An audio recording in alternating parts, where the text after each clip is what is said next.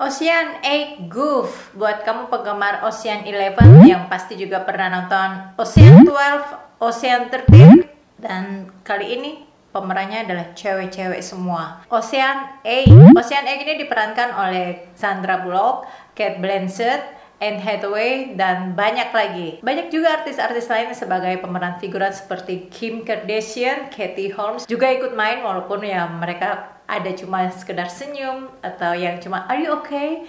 Tapi kita mau ngelihat ini goofy-nya.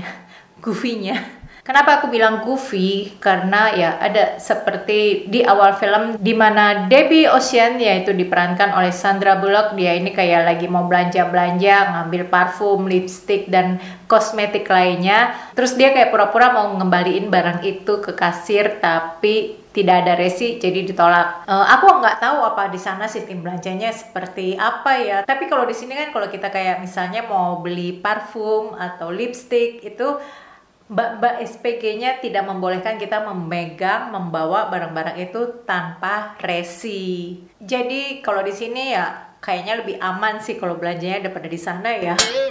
Terus ini ada bagian di mana Debbie lagi mau check-in ke hotel. Dia pura-pura telepon pesan kamar hotel yang tadi dipesannya setelah check out orang lain tadi ada yang check out ya. Tapi anehnya resepsionis tidak menanyakan pembayarannya bagaimana dan sampai kapan dia tinggal. Banyak hotel yang pada saat check-in harus sudah lunas, jadi tidak bisa check-in tanpa membayar. Ya nggak tahu kalau di sana sih ya. Dan juga sepertinya di scene hotel ini Debbie seperti tidak tahu ada CCTV yang mengawasi. Dia jadi tinggal enak aja ngambil kotak sama koper orang, tinggal masuk ke lift. Terus aku agak aneh waktu ngeliat makamnya Danny Ocean, di mana di sini diceritakan kalau Danny Ocean adalah kakaknya si Debbie. Kenapa di situ ditulisnya Danny? Karena kan di beberapa filmnya Ocean 11 itu sepertinya ya Danny itu mengenalkan dirinya sebagai Daniel Ocean. Kok tiba-tiba di makamnya ditulis Danny? Terus ada proses seleksi. Siapa saja yang dibutuhkan untuk menjalankan proyek besar ini? Di mana direkturnya Debbie Ocean, terus dia ada project manager si Lou Miller, dan ada eksekutor namanya Emita. Emita ini ahli di bidang jewelry. Dia di mana kalung itu kan mau dibagi-bagi tuh. Nah, mereka tuh butuh orang yang bisa mecah-mecahin kalung itu terus dibagi-bagi tanpa lecet tentunya. Dan ada juga si Constance. Constance ini sebagai pengedar yang tentunya membagi-bagikan batu permata itu ya butuh kecepatan tangan.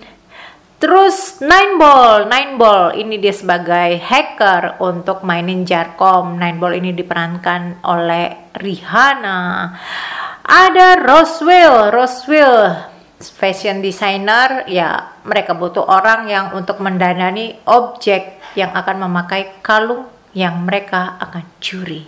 Temi Tamara kali ya. Ada juga yang berpendapat apa sih peran Temi, kayaknya dia nggak penting-penting amat, mungkin cuma sebagai pemanis, tetapi justru dia juga memainkan peran yang penting di sini. Perannya dia ini juga bisa sih dilakukan oleh Nineball atau sama si Lou Miller atau juga sama si Roswell, tetapi yang si Temi bisa lakukan adalah dia tahu alat-alat apa yang mereka butuhkan dalam melakukan pencurian itu ya, seperti printer 3D, kacamata scanner, dan juga melakukan party organizer, hal-hal yang tidak bisa dilakukan oleh para eksekutor lainnya. Dan karena itu mereka butuh Temi. Walaupun pada akhirnya dibutuhkan juga peran tambahan yang juga tampil di Ocean yang lain, yaitu si Kim Xiaobo, di mana dia akan membuat ending yang tidak terduga tentunya. Oke, pencurian kalung Cartier senilai 150 juta US dollar pun dimulai. Oh, ini triliunan ya nilainya.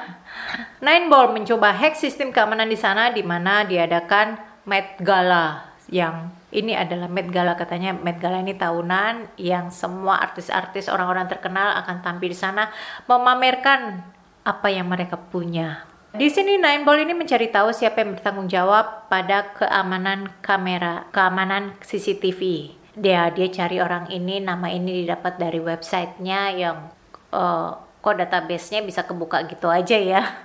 Kayaknya dia masuk ke dalam sistem tapi dia ada di luar. Entahlah apa security, security museum itu memang mudah dibobol, jadi dia bisa tahu data-data karyawan yang ada di situ. Terus dia juga mencari profil orang itu lewat Facebook, yang aku rasa agak aneh ya, karena dia bisa cari kesukaan orang lewat Facebook, padahal di Facebook itu kalau di search kan banyak namanya yang sama, tetapi berkat lokasi dia bisa ketemu orang yang dituju ini tanpa login ke Facebook. Dan dia temukan kalau orang ini suka dog. Jadi dibuatlah sama si Nineball ini page tentang kesukaan orang IT itu, orang IT museum itu, dan kirim motif. Terus dia dengan mudah bisa nge-remote komputer. Gimana caranya?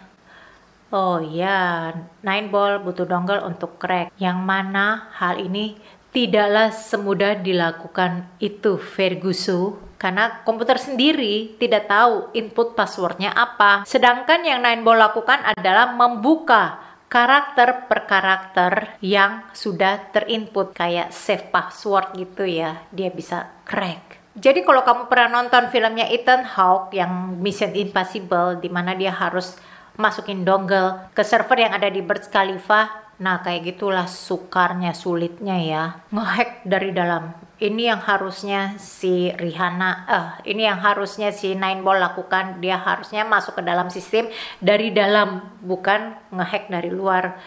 Oh, ini kan sistem security gitu loh, secure, dia harus secure ya. Gampang banget berarti museum ini dibobol. Oke, bloopers. Lihat saat Deb nih duduk, lihat dia makan dengan memakai kalung, dan ada dua security courtier yang selalu setia menemani, ya katanya mereka ini adalah orang-orang pilihan yang benar-benar top. Harusnya sih mereka matanya tuh awas ngeliatin Deb nih tetap memakai kalung itu sampai masuk ke toilet, dan setelah keluar toilet kalungnya hilang. Ya pada saat itu mereka harusnya memang masuk ke dalam toilet dan ngebongkar di situ, bukannya mencari kita kosongin tempat ini. Kayaknya agak aneh sih, janggalnya juga di sini. Dan apalagi kalung itu tiba-tiba muncul dari kolam. Anyway, secara keseluruhan aku suka film ini karena ya bisa jadi hiburan, dan filmnya ini tidak terlalu berat ya, mungkin karena pemerannya cewek-cewek jadi dibuat seringan mungkin. Ada beberapa hal yang memang menjadi kejanggalan-kejanggalan gue yang tadi seperti sudah gue sebutkan, tetapi justru dengan kehadiran Anne Hathaway membuat film ini menjadi kelihatan hidup dan ceria. Malah yang kalau gue lihat yang menonjol di film ini Anne Hathaway dibandingkan aktris utamanya si Sandra Bullock. Ya Kate Blanchett juga menonjol, tetapi yang kayak kelihatan itu ya cuma si Anne Hathaway ya. Film ini dirilis tahun 2018 dan menjadi box office. Walau pada saat di bioskop waktu itu gue lebih memilih nonton Jurassic Park. Maaf ya, karena kan gue nontonnya bareng anak-anak ya. Kalau anak-anak gue ajak nonton film ini ya bagi mereka tuh agak terlalu jauh. Ya lumayan lah film ini untuk ditonton ringan dan gak terlalu ngejelimet. Terima kasih untuk kamu yang telah menonton videoku ini. Jangan lupa like dan subscribe.